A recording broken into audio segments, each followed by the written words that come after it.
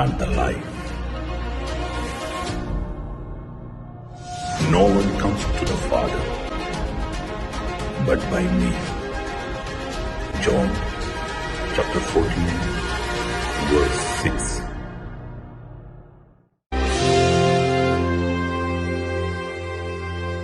Hallelujah. Hallelujah. സന്തോഷത്തോടെ hallelujah.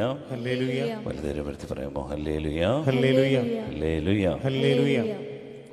സ്നേഹമുള്ളവരെ, നമുക്ക് ദൈവം ഈ പുൽക്കൂട്ടിലേക്ക് കൂടുതൽ നടന്നെടുക്കാൻ ദൈവം ഇടവരുത്തുന്നതിന് നന്ദി പറയാം. നമ്മൾ ക്രിസ്മസിൻ്റെ അടുത്ത നാളുകളിലേക്കൊക്കെ ഒരുങ്ങുകയാണ്. ദൈവം നമുക്ക് തരുന്ന ഈ നല്ല സൗഭാഗ്യത്തിന് നന്ദി പറയാം. ഇന്ന് തിരുനാളിൻ്റെ ഈ പ്രവി തിരുനാളിൻ്റെ അനുഗ്രഹങ്ങൾ തിരിച്ചറിഞ്ഞുകൊണ്ട് നമുക്ക് പുൽക്കൂടുമായി ബന്ധപ്പെട്ടുകൊണ്ടുള്ള ഒരു ധ്യാന ചിന്ത പങ്കുവെക്കാമെന്ന് കരുതുകയാണ്. പുൽക്കൂടുമായി ബന്ധപ്പെട്ടുകൊണ്ടുള്ള ഒരു ധ്യാന ചിന്ത, അത് ക്രിസ്തീയ ദാരിദ്ര്യത്തെക്കുറിച്ചാണ്. നമ്മളെപ്പോഴും പാടുന്ന പാട്ടാണ് നമ്മുടെ കല്ലടാവിൽ കാലികൾ മധ്യേ ഉണ്ണി യേശോ കീറ്റുശീലയ്ക്കുള്ളിൽ അവർ പുഞ്ചിരിച്ചു ഒന്നിച്ചങ്ങെ ആരാധിക്കുക. അങ്ങനെയൊക്കെ പാടാറുണ്ടല്ലേ? കല്ലടാവിൽ കാലികൾ മധ്യേ ഉണ്ണി യേശോ പിറന്നു. നമ്മളെപ്പോഴും ചിന്തിക്കുന്ന ഒരു വിഷയമാണ് ദാരിദ്ര്യത്തിൻ്റെ ഒരു പുൽക്കൂട്. നമ്മുടെ ഇവിടെ ഒരു പുൽക്കൂട് നമ്മൾ ഓൾറെഡി സെറ്റ് ചെയ്തു നമ്മുടെ പള്ളിയിൽ. അതും ഈ പുല്ലിൻ്റെ ഒരു കൂടാണ്, പുൽക്കൂട്. യഥാർത്ഥത്തിൽ നമുക്ക് ഈ ദാരിദ്ര്യാവസ്ഥയിലേക്ക് ദൈവപുത്രൻ ജനിച്ചപ്പോൾ എന്ത് സന്ദേശമാണ് നമുക്ക് നൽകുക? നമുക്കറിയാം, നമ്മളും ജീവിതത്തിൽ ഒരുപാട് ദാരിദ്ര്യമൊക്കെ പല മേഖലകളിൽ അനുഭവിക്കുന്നവരുണ്ട്. പല മേഖലകളിൽ കഷ്ടപ്പാടും ബുദ്ധിമുട്ടും പ്രയാസമൊക്കെ അനുഭവിക്കുന്നവരുണ്ട്. ഈ ദാരിദ്ര്യവും യഥാർത്ഥത്തിൽ ഈശോയുടെ ദാരിദ്ര്യവും തമ്മിലുള്ള ബന്ധം, എന്തെങ്കിലും ബന്ധമുണ്ടോ എന്നാണ് നമ്മളിന്ന് ധ്യാനിക്കാനായിട്ട് ആഗ്രഹിക്കുന്നത്. നമ്മൾ അനുഭവിക്കുന്ന സാമ്പത്തിക ക്ലേശം, അതാണോ യഥാർത്ഥത്തിൽ ഈശോയുടെ ഈ ദാരിദ്ര്യ അവസ്ഥ? സ്നേഹമുള്ളവരെ, നമുക്ക് ഇത് മനസ്സിലാക്കാൻ വേണ്ടിയിട്ട് ക്രിസ്തീയ ദാരിദ്ര്യം എന്താണ്? നമുക്കറിയാം, നമ്മൾ ഈ ക്രിസ്മസ് ധ്യാനിക്കുമ്പോൾ വെറുതെ ഒരു ആഘോഷത്തെ ധ്യാനിച്ചിട്ട് കാര്യമില്ല. ഈശോയുടെ നിലപാടുകൾ എന്തൊക്കെയായിരുന്നു, ഈശോയുടെ മനോഭാവം എന്തായിരുന്നു, ഈശോയുടെ മനസ്സിൻ്റെ ശൈലികൾ, ജീവിത ശൈലികൾ എന്തൊക്കെയായിരുന്നു എന്ന് നമ്മൾ അറിയണം. ഈശോയോട് അനുരൂപപ്പെടുമ്പോഴാണ് നമ്മുടെ ജീവിതം രക്ഷ പ്രാപിക്കുക. അതുകൊണ്ട് വെറുതെ ഒരു ആഘോഷം നടത്തി പോവുകയല്ല.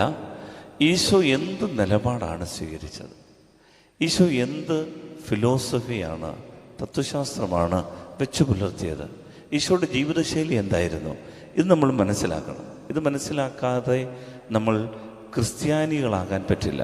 അതുകൊണ്ട് ഈശോ വ്യക്തമായിട്ട് പറഞ്ഞു, ആരെങ്കിലും എന്നെ അനുഗമിക്കാൻ ആഗ്രഹിക്കുന്നെങ്കിൽ അവൻ തന്നെ പരിത്യജിച്ച് തൻ്റെ കുരിശും എടുത്തുകൊണ്ട് എന്നെ അനുഗമിക്കണം. അവനാണ് എൻ്റെ ശിഷ്യൻ.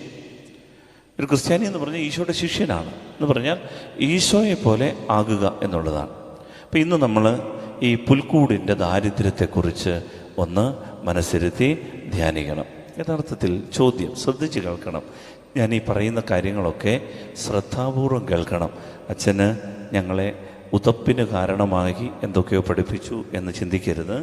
അച്ഛന് പാഷണ്ഡതയാണ് പറയുന്നത്, പഠിപ്പിക്കുന്നതെന്നൊന്നും ചിന്തിക്കരുത്. ഞാൻ ഈ പറയുമ്പോൾ ഒരു പക്ഷത്തുണ്ടെങ്കിൽ അങ്ങനെ തോന്നിയേക്കാം.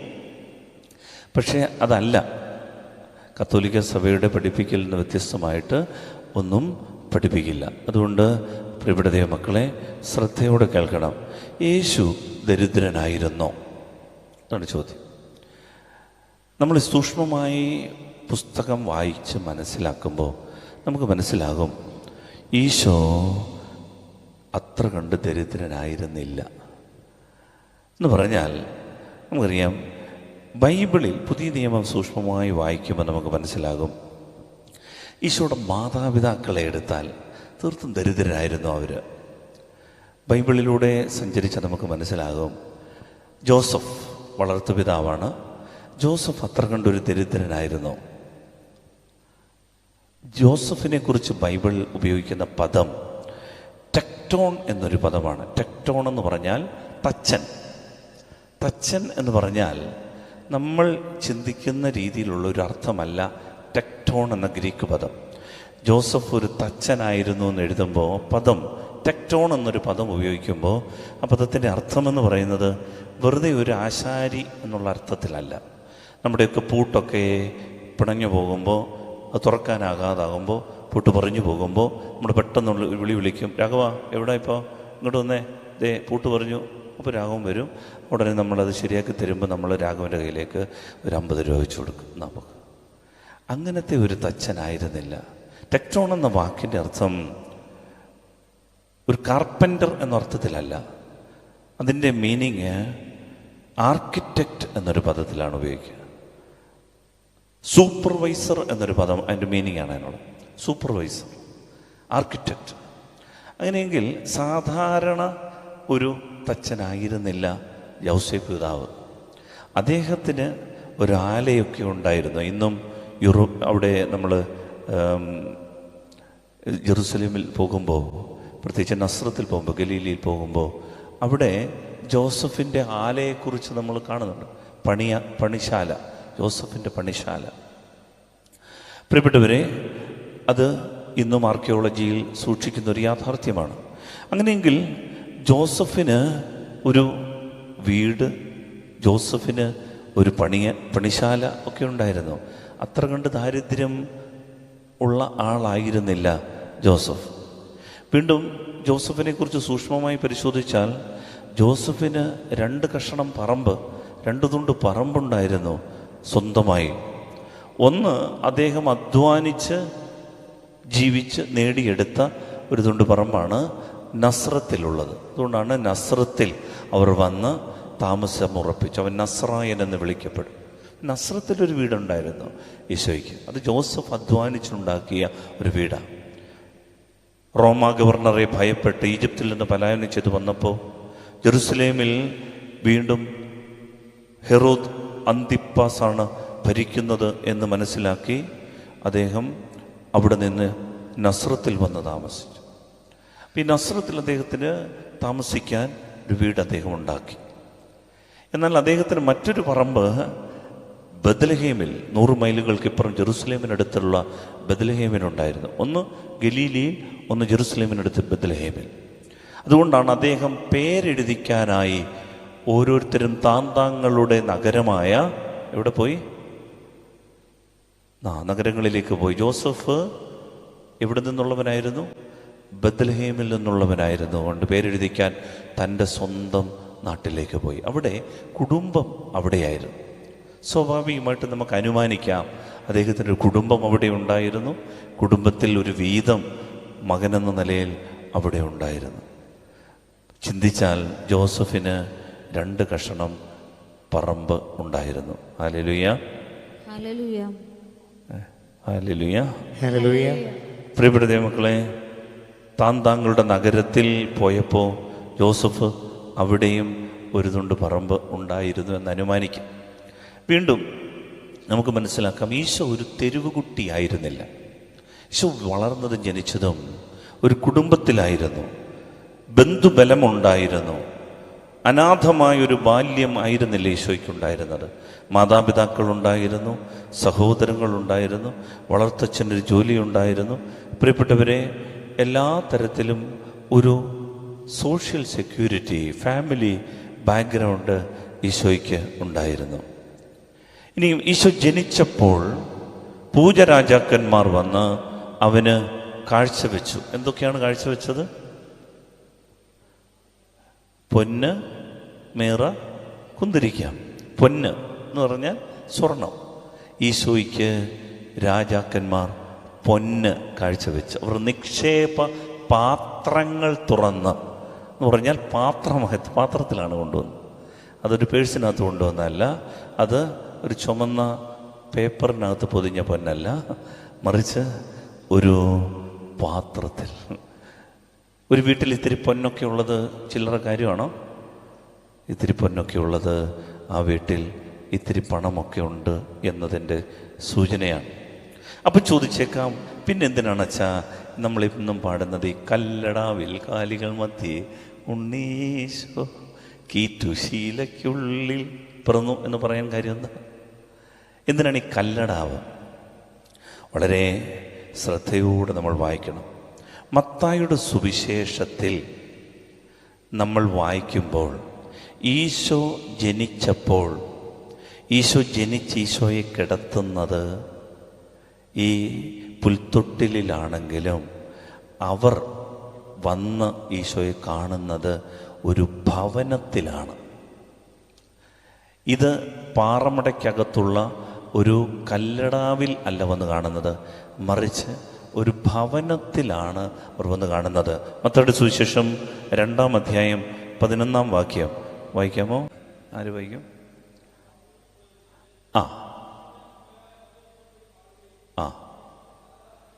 അവർ ഭവനത്തിൽ പ്രവേശിച്ച് ശിശുവിനെ അമ്മയായ മറിയത്തോടുകൂടി കാണുകയും അവനെ കുമ്പിട്ടാരാധിക്കുകയും ചെയ്തു. അവരെവിടാണ് പ്രവേശിച്ചത്? ഭവനത്തിൽ, ഒരു വീട്ടിലാണ്. അപ്പോൾ ചോദിച്ചേക്കാം, എന്തുകൊണ്ടാണ് പുൽക്കൂട്ടിൽ കിടത്തിയത്? അന്നത്തെ കാലത്ത് നമ്മളുടെ UP കണക്ക്, MP കണക്ക്, മധ്യപ്രദേശ്, UP, ഉത്തർപ്രദേശൊക്കെ അവിടുത്തെ ഗാവുകളിൽ, ഗ്രാമങ്ങളിലൊക്കെ എന്താണ് കാണുന്നതെന്നറിയാമോ? ഒറ്റമുറി വീടുകളാണ്. ഒറ്റമുറി വീടുകൾ, എല്ലാവർക്കും കൂടെ താമസിക്കാൻ വീടുണ്ട്. ആ വീടിൻ്റെ അരികിനോട് ചേർന്ന് അവർക്ക് മറ്റൊരു, ആ വീടിനെ തിരിച്ച് കന്നുകാലികളെ ഇടാനുള്ള സ്ഥലമുണ്ട്. സ്ത്രീകളുടെ പ്രൈവസി, അവരുടെ സ്വകാര്യതകൾ സൂക്ഷിക്കേണ്ട സമയം വരുമ്പോൾ, പ്രത്യേകിച്ച് ഗർഭകാലവുമായി ബന്ധപ്പെട്ടുകൊണ്ട്, പ്രസവവുമായി ബന്ധപ്പെട്ടുകൊണ്ടൊക്കെ അവർ ഈ പുൽത്തൊട്ടിലിനെ ആശ്രയിക്കും. അവിടെ ഒരു സ്വകാര്യതയുണ്ട്, ഒരു പ്രൈവസിയുണ്ട്. പ്രിയപ്പെട്ടവരെ, അവിടെയാണ് ഈശോ ജനിച്ചത്. പക്ഷേ അവർക്കൊരു വീടുണ്ടായിരുന്നു. അതുകൊണ്ടാണ് മത്തായിയുടെ സുവിശേഷം 2:11 അവർ ഭവനത്തിൽ പ്രവേശിച്ച്. ഇവിടെ ലൂക്കായുടെ സുവിശേഷത്തിലും അത് തന്നെ പറയുന്നുണ്ട് വിദ്വാൻമാരെ കുറിച്ച്. അവർ ഭവനത്തിൽ പ്രവേശിച്ച് ശിശുവിനെ കണ്ട് പൊന്നുമേറ കുന്തിരിക്കം കാഴ്ചവെച്ചു. പ്രിയപ്പെട്ടവരെ, അപ്പോൾ പിന്നെ ചോദിച്ചേക്കാം, എന്തുകൊണ്ടാണ് അവർക്ക് സത്രം കിട്ടിയില്ല എന്നെഴുതുന്നത്? സത്രത്തിൽ പോലും ഇടം ലഭിക്കാത്തത് കൊണ്ടാണ് അവർ ഈ വീട്ടിൽ കൊണ്ടുപോയി അല്ല ഈ കല്ലടാവിൽ പ്രസവിച്ചത് എന്നൊരു ചിന്ത നമ്മുടെയൊക്കെ മനസ്സിലുണ്ട്. അത് നമ്മൾ മനസ്സിലാക്കണമെന്നുണ്ടെങ്കിൽ പ്രിയപ്പെട്ടവരെ, അത് ജെറമിയായുടെ പുസ്തകത്തിൻ്റെ 14-ാം അധ്യായം 8-ാം വാക്യം വായിക്കണം. അതായത് ലൂക്കായും മത്തായിയും ഈ തിരുപ്പിറവിയുടെ മനുഷ്യാവതാര സംഭവങ്ങൾ എഴുതുമ്പോൾ അവർ എപ്പോഴും പഴയ നിയമത്തിൻ്റെ പ്രവചനങ്ങൾ എടുത്താണ് ഈ കാര്യങ്ങൾ സമർത്ഥിക്കുന്നത്. നിങ്ങൾ നോക്കിയാൽ മതി, മത്തായിയുടെ സുവിശേഷവും ലൂക്കായുടെ സുവിശേഷവും മർക്കോസിൻ്റെ സുവിശേഷവും ഈവൻ യോഹന്നാൻ്റെ സുവിശേഷത്തിലും ധാരാളം പഴയ നിയമ പ്രവചനങ്ങളുടെ പൂർത്തീകരണങ്ങൾ കാണാം. പഴയ നിയമം എന്തെഴുതി വെച്ചിട്ടുണ്ടോ അത് യേശുവിൽ പൂർത്തീകരിക്കുന്നതായിട്ട് അവരെഴുതി വെക്കും. ഇവിടെ സത്രത്തിൽ അവർക്ക് ഇടം കിട്ടിയില്ല എന്ന് മത്തായി എഴുതിയതിനെ പിൽക്കാലത്ത് റീറൈറ്റ് ചെയ്തപ്പോൾ, വിശദീകരിച്ചെഴുതിയപ്പോൾ അങ്ങനെ എഴുതിയതാണ്. യഥാർത്ഥത്തിൽ ഈ പ്രവചനം എന്തായിരുന്നെന്നറിയാമോ? അത് ജെറമിയായുടെ പുസ്തകം 14-ാം അധ്യായത്തിൻ്റെ 8-ാം വാക്യം വായിക്കണം. അതിങ്ങനെയാണ്: ഇസ്രായേലിൻ്റെ പ്രതീക്ഷയും ദുരിതങ്ങളിൽ അവളുടെ രക്ഷകനുമായ അവിടുന്ന്. ആര്? ഇസ്രായേലിൻ്റെ പ്രതീക്ഷ ആരാ? ദൈവം, യഹോവ. ദുരിതങ്ങളിൽ അവളുടെ രക്ഷകൻ ആരാണ്? ദൈവം. ഇസ്രായേലിൻ്റെ പ്രതീക്ഷയും ദുരിതത്തിൽ അവളുടെ രക്ഷകനുമായ അവിടുന്ന് എന്തുകൊണ്ടാണ് ദേശത്ത് ഒരു അപരിചിതനെ പോലെയും രാത്രിയിൽ സത്രമന്വേഷിക്കുന്ന അഥവാ സങ്കേതമന്വേഷിക്കുന്ന വഴിയാത്രക്കാരനെ പോലെയും പെരുമാറുന്നത്? ജെറമിയ ദൈവത്തോട് ചോദിക്കുന്നൊരു ചോദ്യമാ, ദൈവമേ, അങ്ങ് ഇസ്രായേലിൻ്റെ പ്രതീക്ഷയല്ലേ, അങ്ങ് ദുരിതങ്ങളിൽ ഞങ്ങളുടെ രക്ഷകനല്ലേ, അങ്ങ് എന്തിനാണ് ഞങ്ങളുടെ നാട്ടിൽ സത്രമന്വേഷിച്ച് നടക്കുന്നത്, വഴിപോക്കനെ പോലെ പെരുമാറുന്നത്? ഇത് നിന്റെ നാടല്ലേ, നീ സത്രമന്വേഷിക്കേണ്ട കാര്യമുണ്ടോ? ഈ ദേശത്തിൻ്റെ ഉടമ നീയല്ലേ, ഇത് നിന്റെ നാടല്ലേ. ദൈവം ഈ ലോകത്ത് അപരിചിതനല്ല എന്ന പ്രവചനമാണിത്. ഇത് മത്തായി എടുത്ത് എഴുതിയപ്പോൾ പിൽക്കാലത്ത് അതിനെ വ്യാഖ്യാനിച്ചവരും എഴുതിയവരും ഇങ്ങനെ എഴുതി, അവർക്ക് സത്രത്തിൽ ഇടം കിട്ടിയില്ല. അത് പിൽക്കാലത്ത് വന്ന എഴുത്തിൻ്റെ വ്യത്യാസം. യഥാർത്ഥത്തിൽ എഴുതേണ്ടിയിരുന്നത് ഇങ്ങനെയാണ്: the room for them was not the inn. അവർക്ക് വേണ്ട സ്ഥലം സത്രത്തിലല്ലായിരുന്നു. ഇതാണ് ഈ പ്രവചനത്തിൻ്റെ സത്ത്. ദൈവപുത്രന് വേണ്ട സ്ഥലം സത്രമല്ലായിരുന്നു.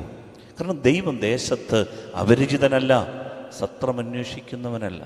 അങ്ങനെയെങ്കിൽ നമ്മൾ ഈ കാണുന്ന ടാബ്ലോകളിലും ഈ യൗസേപ്പും മാതാവും കൂടെ ഉണ്ണിമിശിഹായെ വയറ്റിൽ വെച്ചുകൊണ്ട് ഇങ്ങനെ സത്രമാകുന്ന സത്രത്തിലെല്ലാം ചെന്ന് മുട്ടുകയും സത്രക്കാരൻ പല ആവർത്തി പറ്റില്ല, പൊക്കോ പൊക്കോ പൊക്കോ എന്ന് പറഞ്ഞ ആ പാവപ്പെട്ട സത്രക്കാരനെ നമ്മൾ ഒരുപാട് ക്രൂശിക്കുകയും ചെയ്ത ചിത്രങ്ങളാണ് നമുക്കിപ്പോഴും ഉള്ളത്. പ്രിയപ്പെട്ട ദൈവമക്കളെ, അവർക്ക് വേണ്ടത് സത്രത്തിൽ. The room for them was not the inn. അവർക്ക് വേണ്ടത് സത്രമല്ലായിരുന്നു. അപ്പോൾ ചോദിക്കാം, അതുകൊണ്ടാണ് അവർ കുഞ്ഞിനെയും കൊണ്ട് വീട്ടിൽ വന്ന് അവിടെ ആ വീട്ടിൽ ഈ കുഞ്ഞിന് ജന്മം നൽകുന്നത്, ആ കുഞ്ഞിനെ സ്വകാര്യതയുടെ പേരിൽ ഈ പുൽത്തൊട്ടിയിൽ കിടത്തുന്നത്. ഇപ്പോൾ ചോദിച്ചേക്കാം, ഈ കീറ്റുശീല, പിള്ളക്കച്ച, അതുകൊണ്ടൊക്കെ എന്താണ് ഇങ്ങനെ പൊതിഞ്ഞത്? നമ്മൾ കരുതിയിരിക്കുന്നത് ഈ കീറ്റുശീല എന്ന് പറയുന്നത് കീറിയ തുണി ആണെന്നുള്ള ധാരണയാണ്. ഈ കീറ്റുശീല അഥവാ പിള്ളക്കച്ച എന്ന് പറയുന്നത് ലൂക്കോയുടെ സുവിശേഷം 2-ാം അധ്യായം 7-ാം തിരുവചനത്തിലാണ് അവനെ പിള്ളക്കച്ച കൊണ്ട് പൊതിഞ്ഞു. എന്താണ് ഈ പിള്ളക്കച്ച എന്ന് അറിയണമെങ്കിൽ ജ്ഞാനത്തിൻ്റെ പുസ്തകം 7-ാം അധ്യായം 4-ാം തിരുവചനം വായിക്കണം. ജ്ഞാനത്തിൻ്റെ പുസ്തകം 7-ാം അധ്യായം 4-ാം തിരുവചനത്തിൽ പറയുന്നുണ്ട്, സോളമൻ മഹാരാജാവ് ജനിച്ചപ്പോൾ സോളമനെ, രാജാവിനെ പൊതിഞ്ഞത് ഈ പിള്ളക്കച്ചയിലാണ്. പിള്ളക്കച്ചയിലാണ് എന്ന് പറഞ്ഞാൽ ഇറ്റ് ഈസ് സാഡ്ലിംഗ് ക്ലോത്ത്. ഓരോ യഹൂദ വനിതയും പെൺകുട്ടിയും തങ്ങളുടെ വയസ്സറിഞ്ഞാലുടൻ അവൾ ഒരു ഒരു ഒരു ഒരു സോഫ്റ്റ് സിൽക്ക് തൻ്റെ കുഞ്ഞിന് വേണ്ടി നെയ്ത് സൂക്ഷിച്ചു വെക്കാറുണ്ട്. അതവളുടെ വലിയൊരു സ്വപ്നമാണ്. തൻ്റെ കടിഞ്ഞൂൽ കൺമണിയെ പൊതിഞ്ഞു സൂക്ഷിക്കാൻ വേണ്ടി അവൾ സൂക്ഷിച്ചു വെക്കുന്ന ശ്രേഷ്ഠമായ ഒരു സോഫ്റ്റ് സിൽക്കാണിത്, പിള്ളക്കച്ച. ആ പിള്ളക്കച്ച പരിശുദ്ധ അമ്മയും പൊതിഞ്ഞ് സൂക്ഷിച്ചത്, ഉണ്ണിമിശിഹായി പൊതിഞ്ഞ് സൂക്ഷിച്ച സോഫ്റ്റ് സിൽക്കാണത്. രാജാക്കന്മാർ പരിചരിക്കപ്പെട്ട സാഡ്ലിംഗ് ക്ലോത്ത്, നേർത്ത പട്ട്. അപ്പം ഞാനിങ്ങനെ പറഞ്ഞു വരുമ്പോൾ ഒരു വിഷയമുണ്ടെങ്കിൽ നമ്മളുടെ ചിത്രത്തിലുള്ള ദാരിദ്ര്യം പിടിച്ച, എങ്ങും സ്ഥലം കിട്ടാത്ത, അനാഥനായ, തെരുവുകുട്ടിയായ ഒരു ഈശോയുടെ ചിത്രം നമ്മുടെ മനസ്സിൽ നിന്നും മറഞ്ഞു പോകാൻ സാധ്യതയുണ്ട്. ഇനിയും ഞാൻ പറയുന്നത് ശ്രദ്ധിച്ച് കേൾക്കണം. പ്രിയപ്പെട്ടവരെ, ഈശോയുടെ ജീവിതത്തിലും ഈശോ തൻ്റെ ദൗത്യം ആരംഭിക്കുമ്പോൾ ഈശോ അത്ര കണ്ട് ദരിദ്രനായിരുന്നില്ല. നമുക്കറിയാം, ഈശോയുടെ ശിഷ്യന്മാരുടെ കാര്യമെടുത്ത് നോക്കുക. ഈശോയുടെ ശിഷ്യന്മാരും ഈശോയും 12 പേർ ഒന്നിച്ച് നടക്കണം, 13 പേർ ഒന്നിച്ച് നടക്കുക. അവരുടെ കയ്യിൽ ഒരു പണസഞ്ചി ഉണ്ടായിരുന്നു. പണസഞ്ചി എന്ന് പറഞ്ഞാൽ പണം സൂക്ഷിക്കാനുള്ള സഞ്ചി. അതുകൊണ്ടാണ് യോഹന്നാന്റെ സുവിശേഷം 13-ാം അധ്യായം 29-ാം തിരുവചനം, യൂദാസിൻ്റെ കയ്യിലായിരുന്നു പണസഞ്ചി. പണസഞ്ചി അവൻ്റെ കയ്യിലായിരുന്നു.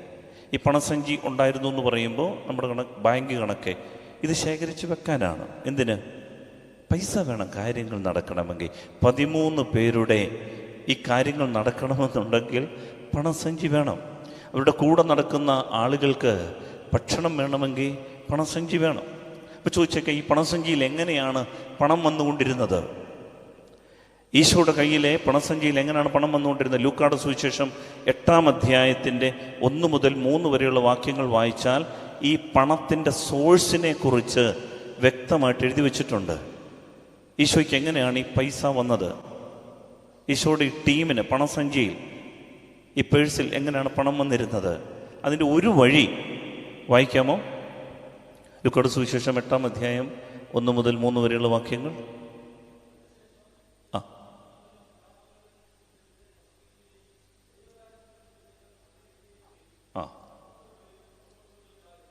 12 പേരും അവനോട് കൂടെ ഉണ്ടായിരുന്നു.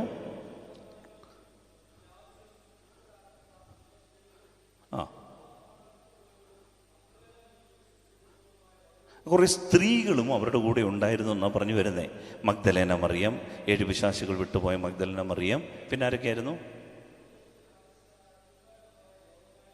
ഹെറോദേസ് രാജാവിൻ്റെ കാര്യസ്ഥനായ കൂസ. ആരാണ്?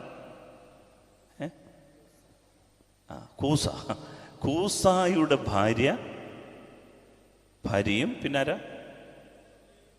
സൂസന്നയും മറ്റു പല സ്ത്രീകളും. ഈ പല സ്ത്രീകളുടെ പ്രത്യേകത എന്താണെന്നറിയാമോ? തങ്ങളുടെ സമ്പത്തുകൊണ്ട് അവരെ ശുശ്രൂഷിച്ചിരുന്ന പല സ്ത്രീകൾ. എന്ന് പറഞ്ഞാൽ ഈശോയുടെ ഈ പണസഞ്ചിയിൽ പണം വരാനുള്ള ഒരു കാര്യം എന്ന് പറയുന്നത് എന്താണ്?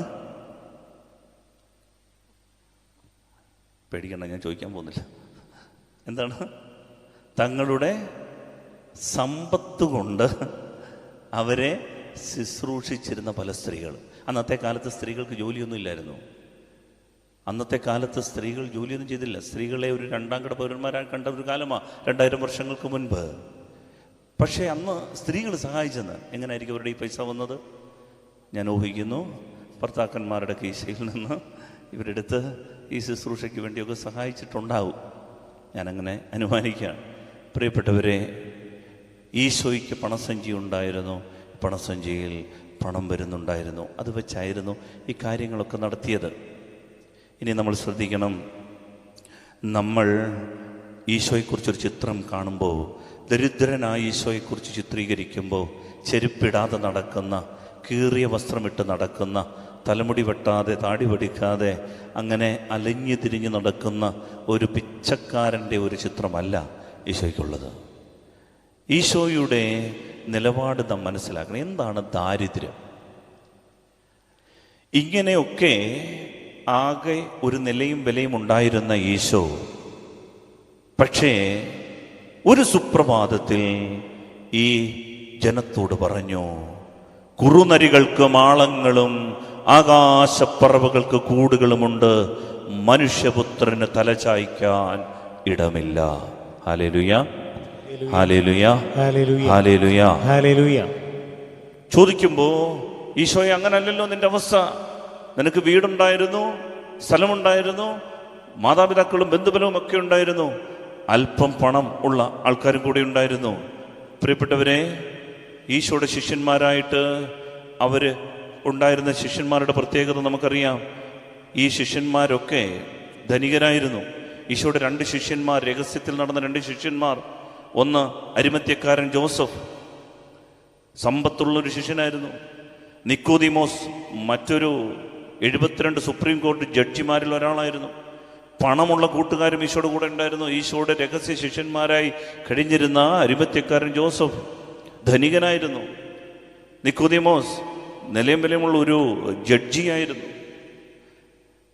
മാത്രമല്ല, ഈശോയുടെ ശിഷ്യന്മാർക്ക് അവരും ദരിദ്രരായിരുന്നില്ല. ലൂക്കായുടെ സുവിശേഷം 5-ാം അധ്യായം 3-ാം തിരുവചനത്തിൽ നമ്മൾ വായിക്കുന്നുണ്ട്, സ്വന്തമായി വള്ളമുള്ള ഒരാളായിരുന്നു ശിമയോൻ. ശിമയോൻ്റേതായിരുന്നു വള്ളങ്ങളിൽ 1 എന്ന് ബൈബിളിൽ എഴുതിയിട്ടുണ്ട്. എന്ന് പറഞ്ഞാൽ സ്വന്തമായി ഒരു ബോട്ട് ഒക്കെ ഉള്ള ആള്. ഒരു ബോട്ടൊക്കെ വാങ്ങിക്കണമെങ്കിൽ കടൽ തീരത്തിയ ആളുകളോട് ചോദിക്കണം എത്ര രൂപ. കഴിഞ്ഞ ദിവസം ഞാൻ ഒരു വള്ളം വെഞ്ചരിക്കാൻ വേണ്ടിയിട്ട് ആലപ്പുഴയിൽ പോയി. അവിടെ അതിൻ്റെ വില കേട്ടപ്പോൾ ഞാൻ ഞെട്ടിപ്പോയി. 40 പേര് കൂടിയിട്ട് കൂടാത്ത അവസ്ഥയിലാണ് ആ ബോട്ട് വാങ്ങിച്ചിരിക്കുന്നത്. അതിൻ്റെ വലിയ സന്നാഹങ്ങളൊക്കെ ആയപ്പോൾ ലക്ഷങ്ങളാണ്. പ്രിയപ്പെട്ടവരെ, ഒരു ബോട്ട് സ്വന്തമായി ഉണ്ടായിരുന്ന ആളായിരുന്നു ശിമയോൻ. 2, ഇവർക്ക് പങ്ക് കച്ചവടം ഉണ്ടായിരുന്നുണ്ട് ബൈബിളിലുണ്ട്. ദേ വർ പാർട്ട്നേഴ്സ് ഇൻ ബിസിനസ്. അതാണ് ലൂക്കായുടെ സുവിശേഷം 5-ാം അധ്യായം 10-ാം തിരുവചനം. അതുപോലെ അവൻ്റെ പങ്കുകാരായ സബദിപുത്രന്മാർ യാക്കോബും യോഹന്നാനും എന്ന് എഴുതിയിട്ടുണ്ട്. ശിമയോൻ്റെ ബിസിനസ്സിൽ പാർട്ട്നേഴ്സ് ആയിരുന്നു ഈ യാക്കോബും യോഹന്നാനും. അങ്ങനെയെങ്കിൽ ഇത്തിരി പണവും ഇത്തിരി പൊന്നും ഇത്തിരി സമ്പത്തും സൗകര്യങ്ങളും വളവും ഒക്കെ ഉള്ള ആളുകളായിരുന്നു പ്രിയപ്പെട്ട ദൈവമക്കളെ ഈ ഈശോയുടെ കൂടെ ഉണ്ടായിരുന്നു. ഇതെല്ലാം ഉണ്ടായിട്ടും ഈ ക്രിസ്മസിന് നമ്മൾ ധ്യാനിക്കേണ്ടത് ഇതാണ്. ഇതെല്ലാം ഉണ്ടായിട്ടും എൻ്റെ പ്രിയപ്പെട്ടവരെ, ഈശോ എന്തുകൊണ്ടാണ് ഇങ്ങനെ ഒരു വചനം പറഞ്ഞത്? കുറുനരികൾക്ക് മാളങ്ങളുണ്ട്, ആകാശപ്പറവകൾക്ക് കൂടുകളുണ്ട്, എന്നാൽ മനുഷ്യപുത്രന് തല ചായ്ക്കാൻ ഈ ഭൂമിയിൽ ഇടമില്ല. അത് കേട്ട് ആരാധനയിൽ എൻ്റെ പ്രിയപ്പെട്ട ദൈവമക്കളെ ഒരു അനോയിൻറ്റിങ്ങിന് വേണ്ടി ഒരുങ്ങണം. നമ്മൾ ഈ ബോധ്യം ഉൾക്കൊണ്ടെങ്കിൽ മാത്രമേ, ഈശോയുടെ നിലപാടുകൾ മനസ്സിലാക്കിയാൽ മാത്രമേ ക്രിസ്മസ് വിജയിക്കുകയുള്ളൂ. ഈശോയോട് ചേർന്ന് നിൽക്കാനും ചേർന്ന് നടക്കാനുമൊക്കെ താല്പര്യം കാണിക്കുമ്പോൾ മാത്രമേ നമുക്ക് കുറേ കൂടി ആഴമുള്ള ദൈവാനുഭവം ഉണ്ടാവും. ക്രിസ്മസ് ആഴമുള്ളൊരു അനുഭവമാവുകയുള്ളൂ. ഇല്ലെങ്കിൽ ഒരു കരോളൊക്കെ പാടി ഡ്രമ്മൊക്കെ കൂട്ടി തീർക്കാവുന്ന ക്രിസ്മസ് മാത്രമായി മാറും. അതുകൊണ്ട് ശ്രദ്ധയോടിരിക്കണം പ്രിയപ്പെട്ട ദൈവമക്കളെ. ഇത് വിപ്ലവകരമായ ഒരു മാറ്റമായിരുന്നു. ഒരു ട്രാൻസിഷൻ ഈശോയ്ക്ക് സംഭവിച്ചു. ഈശോ അതുവരെ ഉണ്ടായിരുന്ന ജീവിത നിലപാടിൽ നിന്ന് അദ്ദേഹത്തിൻ്റെ ഈശോയുടെ ജീവിതത്തിൽ ഒരു മാറ്റം സംഭവിച്ചു. ഈ മാറ്റമാണ് ക്രിസ്തീയ ദാരിദ്ര്യം. ഈ മാറ്റമാണ് ക്രിസ്ത്യാനി എന്ന നിലയിൽ ഞാനും നിങ്ങളും ഉൾക്കൊള്ളേണ്ടത്. ഇത് ചെരുപ്പിടാതെ നടക്കുന്നതോ കീറിയ വസ്ത്രം ഇട്ടുകൊണ്ട് നടക്കുന്നതോ അല്ല, മറിച്ച് ഒരു നിലപാടിൻ്റെ മാറ്റമാണ്. ഇത് ഒരു ജീവിതശൈലിയുടെ മാറ്റമാണ്. ഇതൊരു മനോഭാവത്തിൻ്റെ മാറ്റമാണ്. ഇത് ഉൾക്കൊള്ളുമ്പോൾ ദാരിദ്ര്യം എന്താണെന്ന് നമുക്ക് മനസ്സിലാവും. പ്രിയപ്പെട്ടവരെ, ഇത് എൻ്റെ നിങ്ങളുടെയും മനസ്സിൽ സംഭവിക്കേണ്ട ഒരു മാറ്റമാണ്. ഇത് ഈശോയ്ക്ക് സംഭവിച്ചു. എൻ്റെ കാരണം എന്താണെന്നറിയാമോ? പ്രിയപ്പെട്ടവരെ, ഈശോ 30 വർഷം കണ്ട ഒരു ജനതയുണ്ട്. അവനൊരു തച്ചനായിരുന്നു എന്ന് പറയുമ്പോൾ തച്ചന്മാർക്കൊരു ഗുണമുണ്ട്. എന്നറിയാമോ? ഏത് വീട്ടിൽ കയറി ചെല്ലാം, രാജകൊട്ടാരത്തിലും ചെല്ലാം, ദരിദ്രൻ്റെ ആലയിലും വീട്ടിലും ചെല്ലാം. ഇതാണ് തച്ചന്മാരുടെ ഗുണം. എല്ലാ വീട്ടിലും പ്രവേശനമുള്ള ഒരാളാണ് തച്ചൻ. 30 വർഷം ഈശോ ഈ ഗ്രാമത്തിലൂടെ നടന്നപ്പോൾ ഈ പാവപ്പെട്ട ജനതയുടെ ജീവിതം കണ്ടറിഞ്ഞ് നേരിട്ടറിഞ്ഞ് മനസ്സിലാക്കിയൊരു സത്യമുണ്ട്. ഈ സത്യം തിരിച്ചറിഞ്ഞിട്ടാണ് ഈശോ ഇങ്ങനൊരു നിലപാടെടുത്ത്. എന്തായിരുന്നു ആ സത്യമെന്നറിയാമോ? അത് മനസ്സിലാക്കണമെങ്കിൽ യേശുവിൻ്റെ കാലത്തെ സൊസൈറ്റിയെ വളരെ പെട്ടെന്ന് ഞാനൊന്ന് പറഞ്ഞുതരാം. യേശുവിൻ്റെ കാലത്തെ സമൂഹത്തെ ഈശോ കണ്ടത് ബൈബിളിൻ്റെ മത്തായിയുടെ സുവിശേഷം 20-ാം അധ്യായം 1 മുതലുള്ള വാക്യങ്ങൾ വായിച്ചാൽ വ്യക്തമായിട്ട് ആ സൊസൈറ്റിയെക്കുറിച്ച് എഴുതിയിട്ടുണ്ട്. ഒരു ഉപമയിലൂടെ ഈശോ അവതരിപ്പിച്ചിട്ടുണ്ട് എന്താണ് ആ സൊസൈറ്റി. അതായത് ഈശോയുടെ കാലത്തെ ശ്രദ്ധിച്ച് കേൾക്കണം, എങ്കിലും മനസ്സിലാകുകയുള്ളൂ ഈശോ എന്തുകൊണ്ടാണ് ഇങ്ങനൊരു നിലപാടെടുത്തത്. അല്പം പണവും നിലയും വിലയും ഒക്കെ ഉണ്ടായിരുന്ന ഈശോ എന്തുകൊണ്ടാണ് എനിക്കൊന്നുമില്ല, തല ചായ്ക്കാൻ പോലും ഇടമില്ലാത്ത അവസ്ഥയിലാണ് ഞാനിപ്പോൾ എന്ന് പറയാൻ കാര്യം എന്താണെന്നറിയാമോ? ആ സൊസൈറ്റിയിൽ അവൻ നേരിട്ടറിഞ്ഞ, ആ സമൂഹത്തിൽ അവൻ നേരിട്ട് അനുഭവിച്ചറിഞ്ഞ ഒരുപിടി ആൾക്കാരുണ്ടായിരുന്നു. അത് സമൂഹത്തിലെ വലിയ ഒരു ഗ്രൂപ്പായിരുന്നു, വലിയൊരു സമൂഹം. ഈ സമൂഹം ഇങ്ങനെയായിരുന്നു. ഏറ്റവും മുകളിൽ രാജാവ്. അതാണ് ഹെറോദേസിനെ കുറിച്ച് നമ്മൾ വായിക്കുന്നത്. ഗവർണർ, റോമ സീസർ അല്ലെങ്കിൽ സീസറിൻ്റെ രാജാക്കന്മാർ, ഗവർണർമാർ. അതിന് താഴെ ഒരു ഭരണവർഗമുണ്ട്, ഈ രാജാവിനെ സഹായിക്കുന്ന ഭരണവർഗം, ഗവേണിംഗ് ക്ലാസ്. ഈ ഭരണവർഗത്തിൻ്റെ താഴെയാണ് എല്ലായിടത്തെയും പോലെ അധികാര ദല്ലാളന്മാരുണ്ട്. എന്ന് പറഞ്ഞാൽ there are the retainers of power.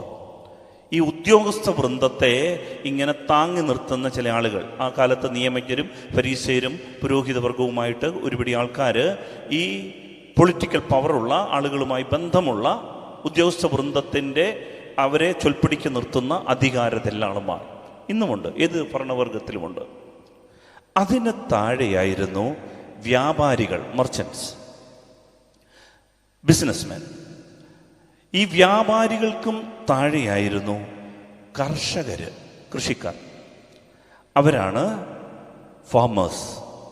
ഈ കർഷകർക്ക് താഴെ തൊഴിലാളികൾ എന്ന് പറഞ്ഞാൽ ആർട്ടിസാൻസ്, ആശാരി, മൂശാരി, ഇങ്ങനെയുള്ള തൊഴിലുകൾ ചെയ്യുന്ന ആളുകൾ. ശ്രദ്ധിക്കണം, ഈശോ ഈ ഗ്രൂപ്പിൽപ്പെട്ട ആളായിരുന്നു. തൊഴിൽ അറിയാവുന്ന ഒരു കുടുംബത്തിലുള്ള ഒരാൾ. ഇതിന് താഴെ പ്രിയപ്പെട്ടവരെ ഒരു സമൂഹമുണ്ടായിരുന്നു. അവരായിരുന്നു ദരിദ്രർ എന്ന് പറഞ്ഞാൽ പാവപ്പെട്ട മനുഷ്യർ, ഓർഡിനറി പീപ്പിൾ, പുവർ പീപ്പിൾ, സാധാരണക്കാരായ ആളുകൾ. അതായത് ഈ കർഷകരുടെയും താഴെയുള്ള, ഈ തൊഴിലാളികളുടെയും താഴെയുള്ള ഒരു സമൂഹം, സാധാരണക്കാർ, ദരിദ്രരാണ്. എന്നാൽ ഈശോയുടെ കാലത്ത് ഇതിനും താഴെ വലിയൊരു സമൂഹമുണ്ടായിരുന്നു. ഈശോയുടെ കാലത്ത് ഇതിനും താഴെ അവർക്ക് പറയുന്ന പേരാണ് ടോക്കോസ് എന്നൊരു വാക്കാണ്. ടോക്കോസ് എന്ന് പറഞ്ഞാൽ എക്സ്പെൻഡബിൾസ്. നമ്മുടെ ആ ഭാഷ ഉപയോഗിക്കാമെങ്കിൽ തെണ്ടികൾ എന്നൊരു വാക്ക് ഉപയോഗിക്കാമെങ്കിൽ തീർത്തും ദരിദ്രരായി മാറിയവർ. അവർക്ക് വീടില്ല, സ്ഥലമില്ല, ആരോഗ്യമില്ല, അവരാരും ജോലിക്ക് വിളിക്കില്ല, അവർക്ക് പകർച്ചവ്യാധികൾ പെട്ടെന്നുണ്ടാകും, അവർ പിടിച്ചുപറിക്കാരാകും, അവർ വ്യഭിചാരികളാകും, അവർ സമൂഹത്തിൽ നിരന്തരം അടികൊള്ളാൻ വിധിക്കപ്പെട്ട അടിമവർഗം. ഇങ്ങനൊരു വലിയ സമൂഹമുണ്ടായിരുന്നു. സാധാരണ ദരിദ്രർ എന്ന വാക്ക് ഉപയോഗിക്കണമെങ്കിൽ പേനെസ് എന്നാണ് ഗ്രീക്ക് വാക്ക്, പേനെസ്. എന്നാൽ ഈശോ ആത്മാവിൽ ദരിദ്രരെ നിങ്ങൾ ഭാഗ്യവാന്മാർ എന്ന് പറയുമ്പോൾ ആ ദരിദ്രർ എന്ന വാക്ക് ഉപയോഗിക്കുന്നത് ടോക്കോസ് എന്നൊരു വാക്കാ, ദ എക്സ്പെൻഡബിൾസ്.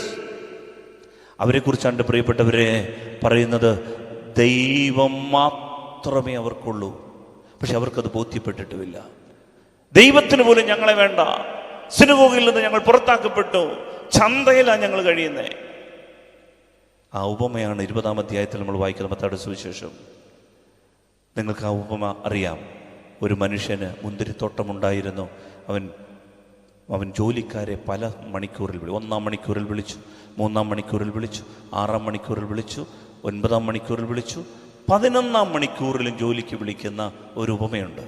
എന്ന് പറഞ്ഞാൽ 11-ാം മണി എന്ന് പറഞ്ഞാൽ വൈകിട്ട് 5 മണി, 1 മണിക്കൂർ ജോലി ചെയ്യാൻ കിട്ടത്തുള്ളൂ. അവൻ ഈ യജമാനൻ ചന്തയിൽ ചെന്നപ്പോൾ അലസരായി കുറേ നിൽക്കുന്നത് കണ്ടിട്ട് ചോദിച്ചു, നിങ്ങൾ എന്തിനാണ് അലസരായി ഇത്രയും നേരം ഈ ചന്തയിൽ നിൽക്കണേ? അപ്പോൾ അവർ പറയുന്നൊരു മറുപടിയുണ്ട്, യജമാനനെ, ഞങ്ങളെ ആരും വേലയ്ക്ക് വിളിക്കുന്നില്ല, വേലയ്ക്ക് വിളിക്കാനുള്ള ആരോഗ്യം ഞങ്ങൾക്കില്ല, ഞങ്ങളെ ആർക്കും വേണ്ട, വേലയ്ക്ക് ജോലി ചെയ്യാനുള്ള ആരോഗ്യം പോലും ഇല്ലാത്ത വെറുതെ തെരുവ് നായ്ക്കളെ കണക്ക് തെരുവിൽ മരിച്ചു വീഴാൻ, ചത്തു വീഴാൻ വിധിക്കപ്പെടുന്ന ഒരു വലിയ സമൂഹം പ്രിയപ്പെട്ടവർ അന്ന കാലത്തുണ്ടായിരുന്നു. ഇതാണ് ദരിദ്രർ എന്ന വാക്കിൻ്റെ അർത്ഥം. പ്രിയപ്പെട്ടവരെ, ഈശോ എന്ത് ചെയ്തെന്നറിയാമോ? ഈ സമൂഹത്തിൻ്റെ തലങ്ങളിൽ നിന്ന്, അവൻ്റെ ഈ ആശാരി മൂശാരി അല്ലെങ്കിൽ ഈ ആർട്ടിസാൻ തലത്തിൽ നിന്ന് അവൻ തീരുമാനമെടുത്തു, ഞാൻ ഇന്നു മുതൽ ഈ ആളുകളുടെ പക്ഷം ചേരും, ഇന്നു മുതൽ ഞാൻ ഈ ആളുകളോട് ചേർന്ന് നിൽക്കും. ദൈവപുത്രനെടുത്ത ഈ തീരുമാനമാണ് എൻ്റെ പ്രിയപ്പെട്ടവരെ. അവരുടെ ഭൂമി ജന്മികളുടെ കൈകളിലായി. പണി ചെയ്യാൻ അവർക്ക് പറ്റുന്നില്ല. പണിയായുധങ്ങൾ പോലും അവർ പണയപ്പെടുത്തി. പട്ടിണിക്കോലങ്ങളായി ജീവിച്ച ഈ പാവപ്പെട്ട മനുഷ്യരോട് ദൈവപുത്രനൊരു തീരുമാനമെടുത്തു, മനുഷ്യപുത്രനും ഇനി തലചായ്ക്കാൻ ഇടം വേണ്ട, മനുഷ്യപുത്രനും ഇനി തലചായ്ക്കാൻ ഇടം വേണ്ട. ഈ നിലപാടിൻ്റെ പേരാണ് ദാരിദ്ര്യം.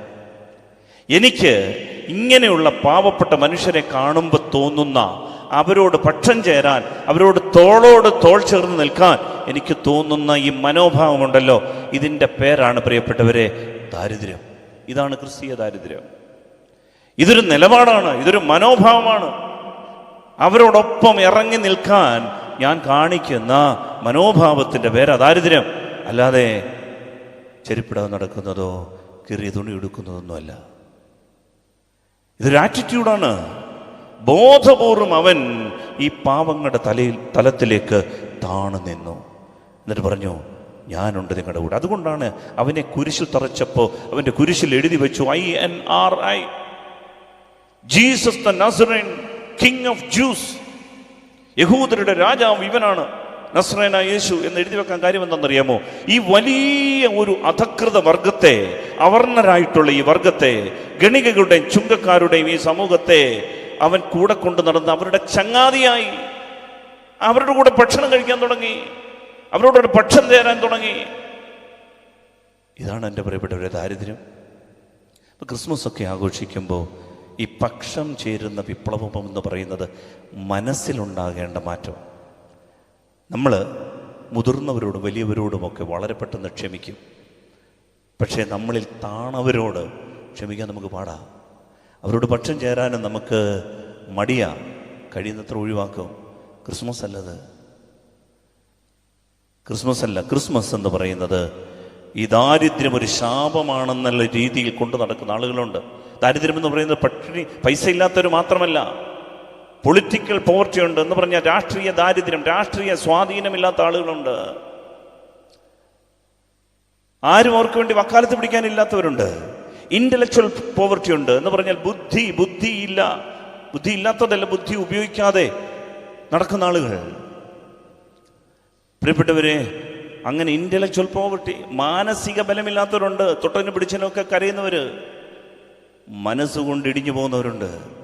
ആത്മീയ ദാരിദ്ര്യമുണ്ട്, ഇടറിപ്പോകുന്നവരുണ്ട്, പാപത്തിൽ കഴിയുന്നവരുണ്ട്.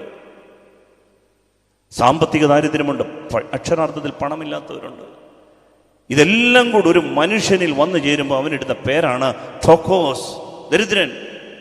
ആ ദരിദ്രനെ നോക്കിയിട്ടാണ് ഈശോ പറഞ്ഞത്, ആത്മാവിൽ ദരിദ്രരെ നിങ്ങൾ ഭാഗ്യവാന്മാർ. പ്രിയപ്പെട്ടവരെ, ദൈവം നമ്മളെ ഈ ക്രിസ്മസിന് വേണ്ടി ഒരുക്കുമ്പോൾ മറക്കരുത്, അവൻ നമ്മളെ നോക്കുന്നത് നമ്മുടെ ചുറ്റുവട്ടത്ത് ഇങ്ങനെ ഒരുപക്ഷെ പൈസ കാണും, മനസ്സിന് ബലമില്ല. ഒരുപക്ഷെ എന്തുണ്ടെങ്കിൽ വീട് കാണും, ബുദ്ധി വളർന്നിട്ടില്ലായിരിക്കും. ഒരുപക്ഷെ എന്തുണ്ടെങ്കിൽ സ്നേഹം കിട്ടാത്ത, പ്രോത്സാഹനം കിട്ടാത്ത. നമ്മുടെയൊക്കെ ആളുകൾ ഒത്തിരി നന്മകളുള്ളവരാണ്. പക്ഷേ ഒരു വിഷയം, ഒരാളെ പ്രോത്സാഹിപ്പിക്കുകയല്ല, ഒരു നന്മ കണ്ട നന്നായിരിക്കുന്നു പറയില്ല.